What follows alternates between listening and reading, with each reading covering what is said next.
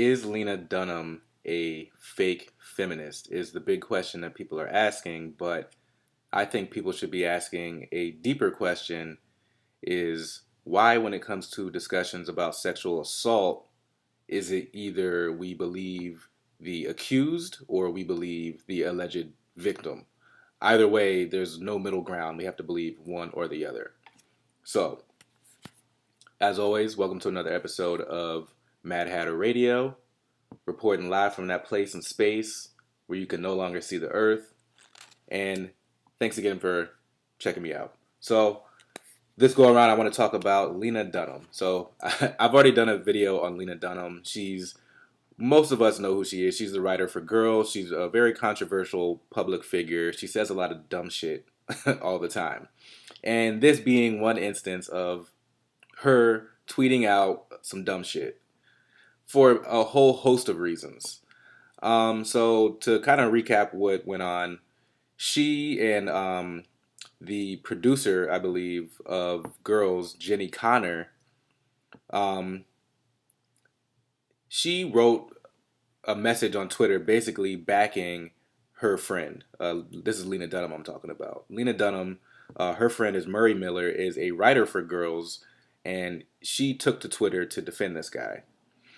She basically said, I'm not going to read the whole statement, but basically what she said is she and Connor have insider information, and this is why they don't believe that Murray raped or sexually assaulted Aurora Perrineau, who is the who is a woman accusing Murray of sexual assault. So Lena Dunham is basically saying, no, we have insider information. She's wrong. She even goes on to say, there's about 3% of rape reports that are false, and this is being one of them. That's a little weird that she said that. Probably should have left that out because it sounds like you're trying a little bit too hard. If you say you have insider information, just stick with that, right? But anyway, she said that. She put that out there. And then another important piece of context is in the past, she sent out a tweet, because I think she overcompensates trying to be a feminism. And I think that I don't want to get too deep into it, but this is kind of the problem with a lot of modern day feminism is that it's so it's either or. You have to be you're either 100% for everything or 100% against it. There's no middle ground. Again, so I think the problem is that she jumped on this bandwagon knowing that yes, there are false allegations of rape. It's not just about following the victim or the accused, it's about finding out the facts. So yes, it's about creating an environment where the accused and where the accuser, can both feel safe and not, feel as though they're not going to be taken serious. But anyway, so people are responding to Lena Dunham by saying, she's against women, just like I said earlier, like, there's this there are these hardline feminists who are against her by saying that, because she didn't immediately take this woman's side, that she's not a real feminist. And most of it is being women of color. And I'm going to get into it a little bit toward the end of this video, kind of, it's important, I think, that black women break away from white feminism, period. Because it's this form of feminism is really for the white woman. But that's my opinion, I know there are a lot of strong feelings about that, but that's my opinion. So feminists are saying that, again, Lena Dunham is bad because she didn't immediately take the woman's side. And then the bros are just piling up because, they just hate Lena Dunham. I don't know exactly why, but I don't like her myself, so I don't blame them. But, some of these bros don't need a reason to hate, outspoken women. So I'll leave that there. But here's my kind of thought on everybody's response to this. So my thing is like, if she believes that her friend is innocent, why does she have to take the alleged victim's side? Just because she's a girl?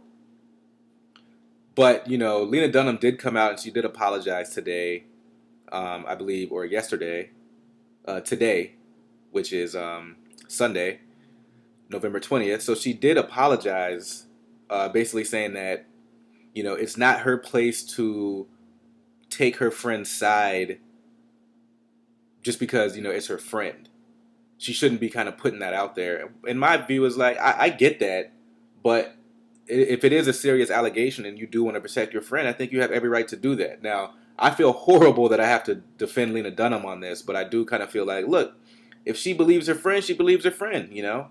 Let's wait until the evidence comes out, right?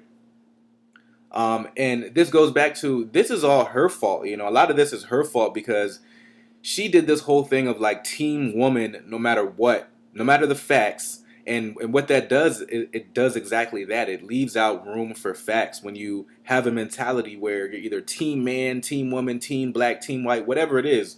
Yes, this is for the most part a black channel, but I still let facts dictate how I think about situations. So again, the woman, the alleged victim in this situation, Aurora Perrineau, she is black. But me personally, I don't think that Lena Dunham went out of her way and was like, oh, because she's black, that she's not going to support her. Now, it could be inherent racism for sure, but I think the bigger factor in this situation is the fact that uh, this guy, Murray Miller, who's being accused, that's her friend. I think that plays a bigger factor in why she's taking his side as opposed to it being a woman of color. Not saying that it's not an important factor, but the most important factor is I think that this is a guy that she talks about helped him or helped her out in her career. So she feels a duty to protect him. Maybe it's right, maybe it's not. Let's let the facts, dictate. And a lot of people, I did forget to mention earlier that a lot of people are saying, well, you molested your sister, so you shouldn't be talking about this. Now, I looked at the kind of passage that she wrote in her book about this. Now, she was young herself when she was doing this. I don't know the age difference, but I know that her sister was a toddler and she was like 7 years old, and she was doing things like, kissing her in her private area or something like that.